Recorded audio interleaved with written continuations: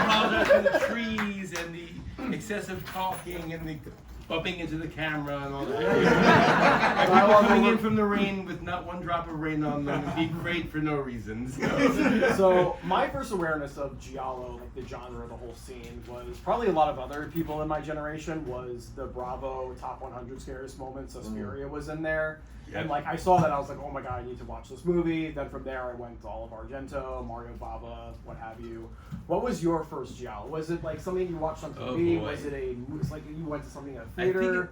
I might have been Deep Red because I saw it on Fright night at 1 o'clock in the morning when I was a kid. That's before I was really becoming involved. And this was Suspiria, and then Tenebrae, and then the rest is history. It's like they just shot like a cannon, And I only see a handful of Argento movies before this, but I was only 15 when I made this, so that explains the dialogue. What was like your main point of reference? Like, I mean, like you could see a lot of phenomena. I feel like in this. It was actually. Okay, so yeah. When I had prior to this, I had done 2 anthology movies, Scream Book and Scream Book 2, because I was obsessed with Creepshow. So I was about to do a third one until I rented Creepers, aka Phenomena, and it electrified my world. So I'm like, oh my god, I love this movie. So I want to make something just like it, and I did. So it was. We started shooting this movie about 2 weeks. In about 2 weeks, it'll be 40 years from the time we started shooting. So it was a hormonal 15-year-old, just movie geek, what you want to call it, just all those things, and that's why it's all what it is. Some of it, a lot of it doesn't make sense, but a lot of it is just what was coming from my soul. So.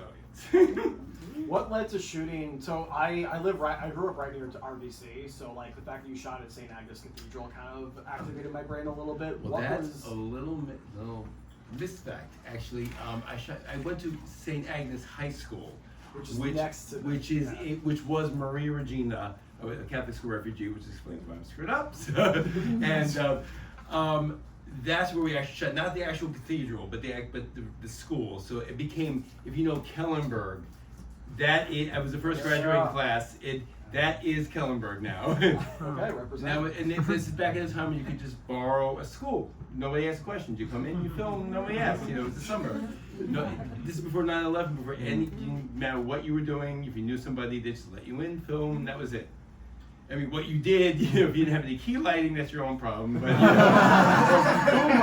but they just let you in and nobody cared. You seem safe, and that's one thing that's very different now. It's like, whoa, you need not just insurance, but just you have to be checked for everything, and that's why it's kind of an innocent time. It's like you can just make your movies and not have to worry about these things. For your recollection, what was the most challenging thing, or the most challenging scene that was to get done on your end? I know obviously there was the whole outdoor scene, even in the closed captioning you see dialogue overpowered by wind. That was the thing that made me say, okay, I gotta find someone to take. This movie was released on Blu-ray, and it has subtitles, and I said, oh my god, I can't show this without the subtitles. So I advised them I could do this. That scene, their levels were fine. It was the wind that asked me why. The most challenging, I think, was just getting a lot done in one night. I mean, remember it was hot summer. Nobody measured things with tape measures and lights and this and mics. You just film. And that's why half the shots look good and half the shots look, what they are. And a lot of pickup shots that don't quite match. I was talking. Oh, you go ahead. And I mean, remember, I couldn't drive then. There's a lot of things. My mom was driving me around. My parents got, I don't know how, they're not film people. How they said yes. My partner is a film person. He goes, I don't know how your parents said yes. Because my parents, I mean, just the fact that they helped you, but my parents would have never said yes to any of this, And they said they helped you. So I'm forever shocked and grateful. It's so that's one of those things you don't realize. But that was one of the things that you take for granted. Just you were driven around when you needed it. Mm-hmm. But you can see it was a rainy, humid summer, and it was July, August, and I just took the camera and filmed around. That's green or not. And so this is the second collaboration with the New Hyde Park players that you have. It was previously with Screen Book 2 that you started working with them. Right. And it seems like with this one too, there's a lot more of like improvisational process going on with a lot of the actors, a lot of like young teenagers too. I think like one of my favorite like bickering. I mean, obviously there's like the two nurses. I'll get to that later. But there's I think like the two like young black. I don't know if they're like a couple or not, but they're kind of like arguing in a classroom. Like, was that all just like? Was that just like them kind of just doing whatever and you filming it, or was it like kind of like did you do some direction? I remember the girl, I think his name was Alicia, I said, you're having a fight with this guy that stood you up. And I filmed it, and she just was improvising all over the place. I was shy, she was wonderful. But I decided to just keep it. Of course, being 15, you didn't think to cut here, you just left it. But then some people see this kind of like a slice of reality thing. So maybe that's why I think 30 to 40 years makes a difference, because people see it a different way than they did back then. But I just let them do their thing. And some scenes, I have a thing for sitcoms. So I think that's why you have a lot of these weird interludes where suddenly just everything comes to a grinding halt, so we can have a funny scene, and then back to the movie, and back to back to Professor Dubois, and then like all these things. Yes. So it's like kind of like people are going, I don't get it.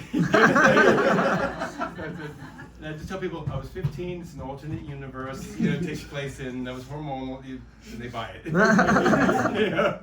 But I mean, going back to, because there is a lot of like generational. I mean, because I came in right when the nurses were arguing. Thank God, because that's like one of the best scenes. And like there's just like the generational bickering of just like this old person, younger person arguing about like stuff that people are doing today, where it's like, oh, Gen Z's doing this, millennials doing that. Like it seems like almost everything, it's a cyclical kind of cycle. And you even mentioned when we screened It's Only a Movie earlier this month that you were kind of surprised how like younger people were really like affected positively by this movie. What would you say to like younger people who feel like, I don't know, or kind of have like a weird, I don't want to say like envy, but kind of like feel like that the opportunities that like your generation had and like your previous generation had are kind of like lost now. Right. What do you think, like, what would you say to them to kind of encourage them to like do their own? One of the things I think is amazing now is it's both beautiful and sad at the same time as how we have technology, like AI, all that stuff. It's incredible. There's drones, all these things you could never believe. And when I did these things, it was the old school way where you had like heavy cameras and you didn't have cell phones and you didn't have email. You just did everything the very hard way, and you just did whatever came from your soul, and that was it.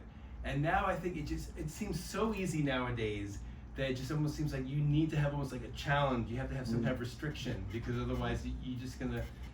So I would say my advice is just come do what comes from your soul, but maybe somehow trying to give yourself a challenge, because everybody's doing the same thing, and it's like you gotta have some kind of extra effort there somewhere.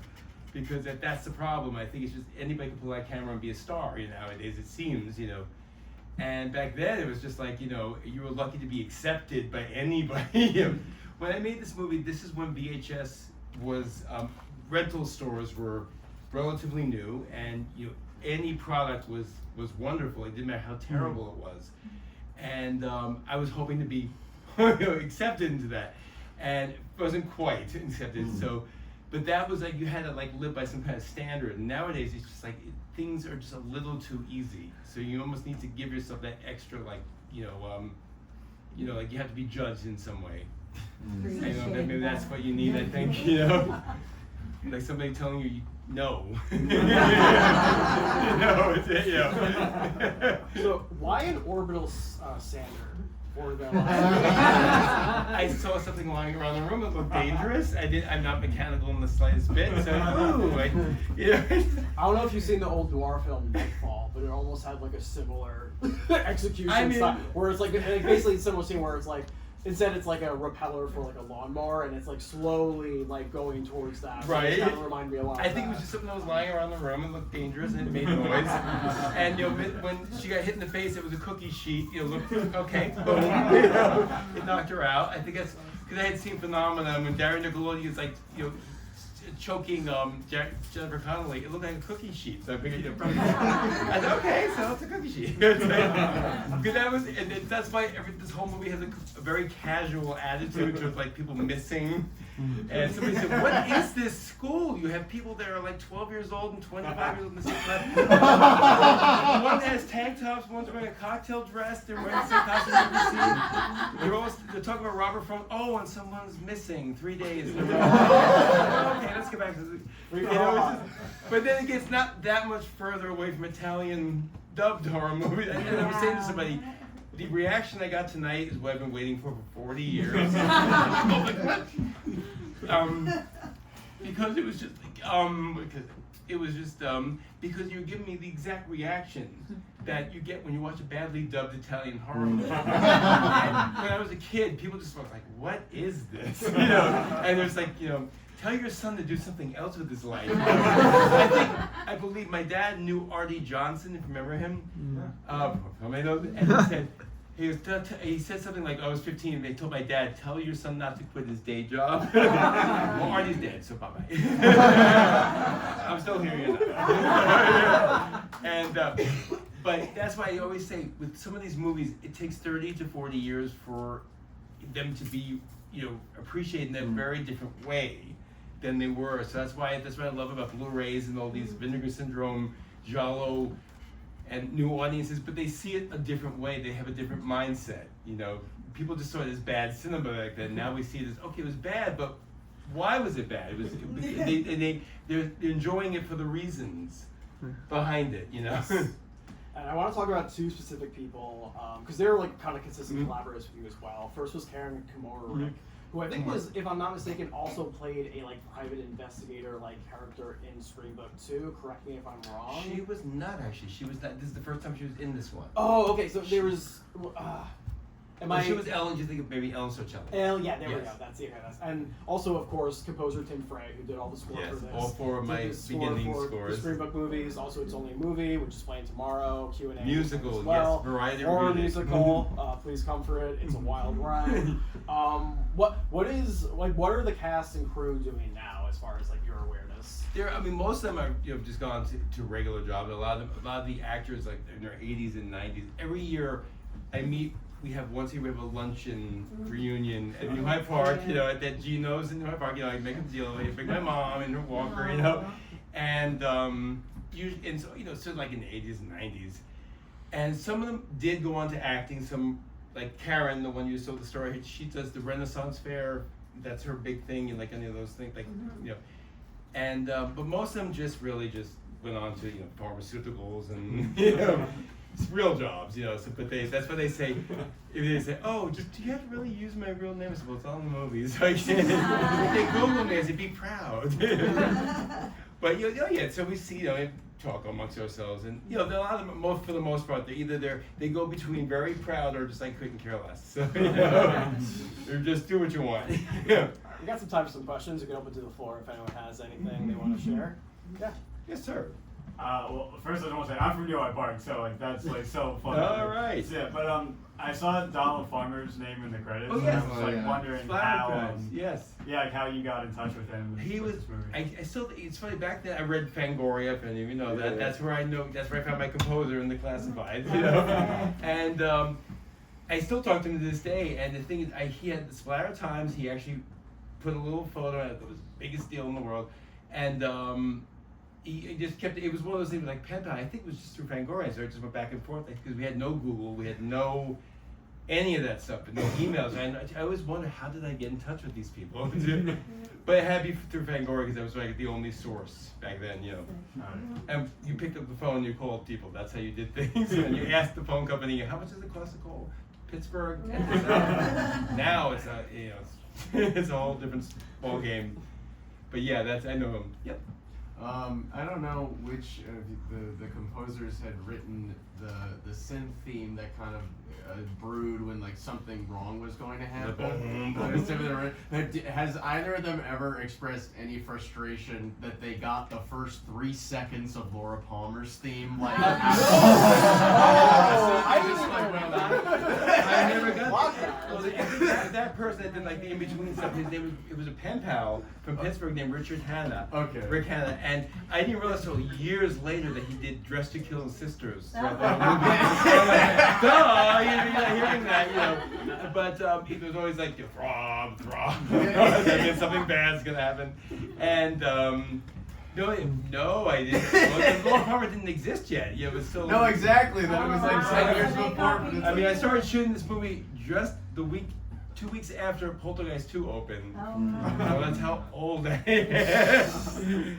So but no, and Tim Fry, I discovered him in the Classifieds with Fangoria, and I was like, "Hi, I'm making a movie called Scream Book," and they offered him like I think $200, $1984, which was a lot. And he was like, and he just did and he just wrote these. He's the one that actually reacquainted me with these movies just after COVID. Because I kind of buried them for many decades. Like, no, I'm going to go with my life. And you put them on YouTube, and that's how I found them. That's how you found them. And then next thing you know, there's this thing called Horror Boobs put on VHS. And then it lost in the 80s. All my movies from TerrorVision. I'm like, really? You want to watch these things? And so I go where the love is. That's especially nowadays, forget it. So that's what I'm saying. Well, it takes 30 to 40 years. It's like, nobody wanted to have anything, including myself, nothing to do with these. And then now it's like, hello. I just want to say I absolutely love this film. I was very inspired by it. What a great giallo. But like, would you ever want to revisit this script? Would you want to, like Michael Haneke, do it again with more money? I would like to. Well, especially the motive is like it was like something so slapdash. Like she was hit in a car accident. And they fix the outside, not the inside. I think you could have done even the worst giallo has a better reason than this. You're like, that's it. And so I just kind of there's little things, but I would definitely re-edit for sure, and definitely throw in like the scenes in the school lobby, where it's like everybody's in they need what they call like a key lighting. Yes. It's like to the point where some people think it's an artistic choice. Like, are they in the shadows or the trees? Does that represent something? No, it's because I didn't know when to stop.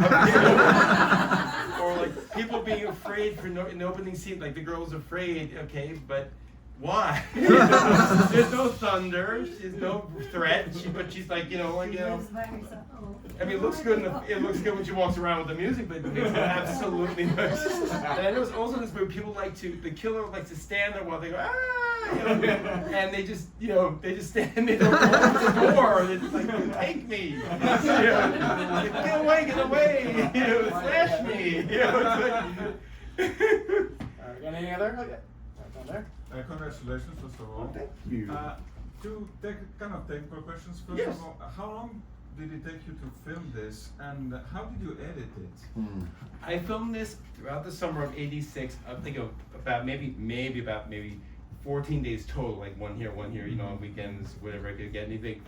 And the editing was actually done at the same place I did my early movies, Scream Book 1 and 2. It was a local post-production house. They did weddings for the most part, or mitzvahs, and there I come in, And so I would go in there with the footage, and I would say, do this,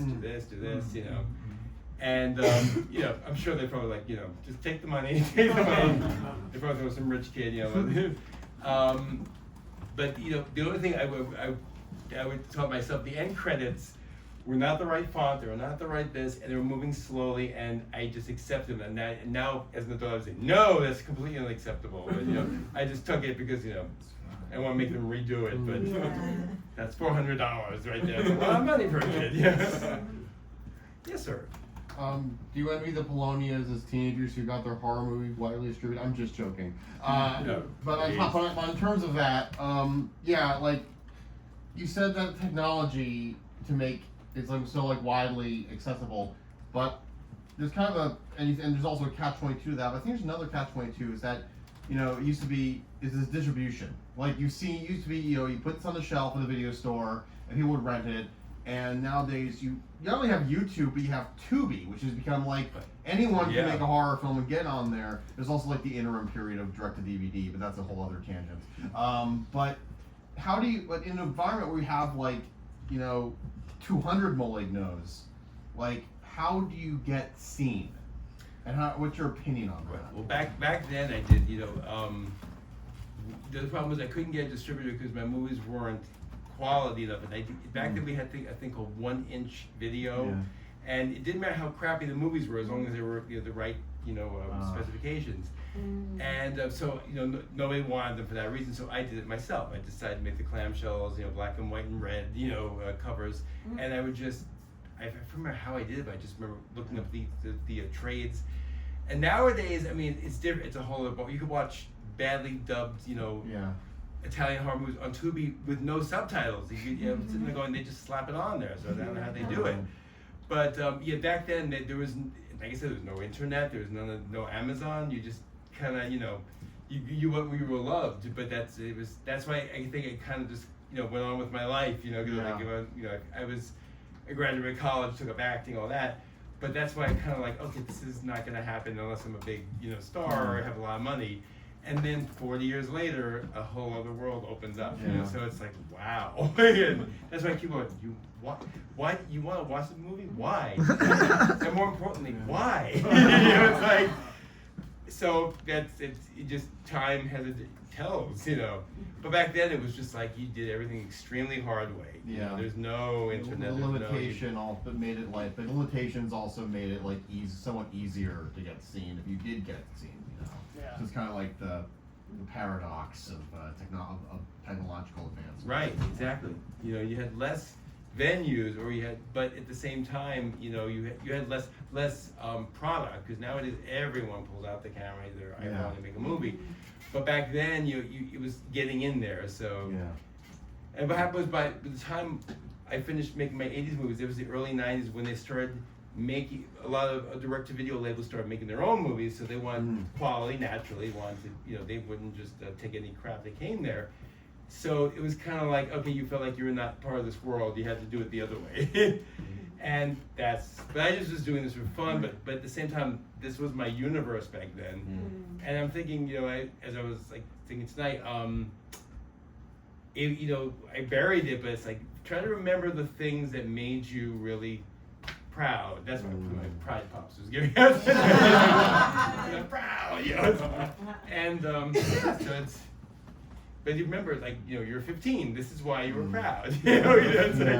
But that's why when I was getting a lot of the laughs tonight, I was very proud because that's what I wanted to hear. Like those like the awkward dialogue, the silliness. That's what people were getting. Back then people were just like, what the hell is this? And very campy. They didn't know what to make of it. Now, but people get it because they saw what I'm trying to. They're making fun of the Tenebrae references, the phenomena, and they were laughing at the. It's different when a middle-aged Italian businessman writes the dialogue. But when a 15-year-old, okay, it's like that's what's coming from his mind, So that's. All right, Yes. Who were the posters on the wall during the sleepover scene? My cousin Maria, because she was at, she was the same age as me, and I just remember saying, "Can I borrow?" I don't even think I remember half of it. One was Kirk Cameron, I think. One was Rick Springfield. One was Rick Springfield. I think it was the one behind. And I remember the wall was brown. That's what teenage girls do. They sit around and eat pizza and have posters on the wall and watch gruesome twosome. It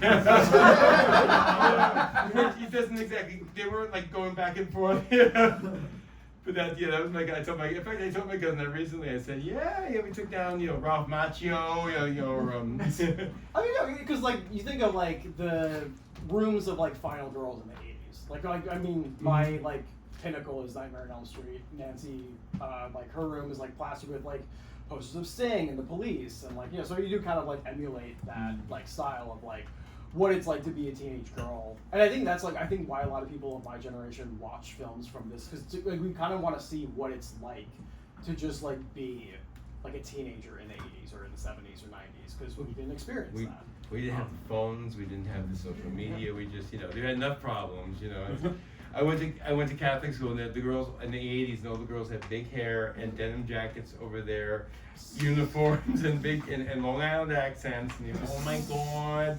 And to this day, I still don't think I have an accent, but everyone tells me no, you do. Or if I ask them, they go, "Is that a trick question?" I try to speak like this, and it doesn't work.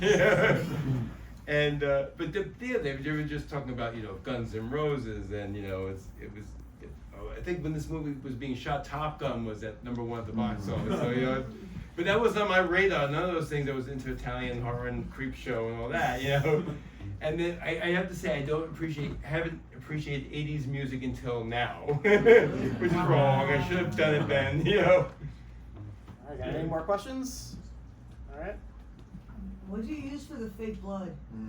Oh, just Carol corn syrup and Spray bottle. spray bottle. Those are my mom's fingernails. I told my mom, I said she's in a nursing home now. I said, guess what? I showed her the screen grab. I said, look, Mom, she goes, my hand was so young. I said, look, see. I would tell her, just do this. Again, it's like. Most parents would say no. Like they just I know what it feels like to come home from work and be like tired, and you don't want to see a film crew in your living room. So I don't know how my parents did it, and God bless. All right, we have room for one more question. I saw. Okay. Yep. Yeah, no, just so like 1986, you talk about like you did like $200 for like the score and like a $400 for editing. How much was like your total budget? I'm just trying to like. For this one, probably was maybe like $1,000, and this was like money here, birthday money here. That's all. But I never, I didn't start working till I was 16, and one of the jobs I had was the Mineola Library, which is where you see them coming out before it was changed a million times, and like I would save this here and there, and so that's how I did it. Back then that seemed like a lot. It was, but the actors work for free. Nobody charges anything. The only things I had paid for was like the editing, and just some of like renting things or buying a few things here and there. But no, it wasn't like now. Now everything is, even now we still you work on a budget, but all that. But it was I'd say maybe $1,000, which by today's standards is $3,000. But to somebody collecting quarters here and allowance here and this here, birthday money here. Well, thank you so much for making it. Feel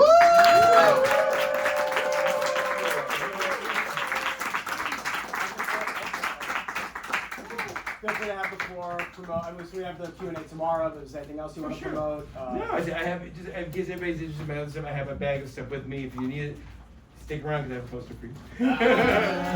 And tomorrow is a musical that Variety gave a slap to, and I gave a slap back to.